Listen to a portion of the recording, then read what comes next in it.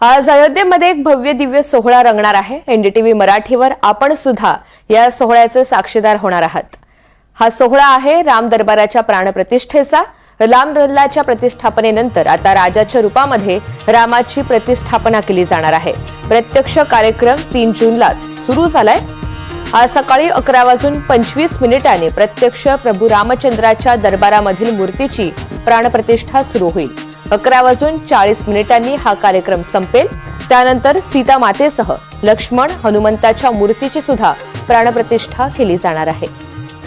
तर आज असा हा खास कार्यक्रम होणार आहे। हा सोहळा आहे राम दरबाराच्या प्राणप्रतिष्ठेचा। रामलल्लाच्या प्रतिष्ठापनेनंतर आता राजाच्या रूपामध्ये रामाची प्रतिष्ठापना केली जाणार आहे।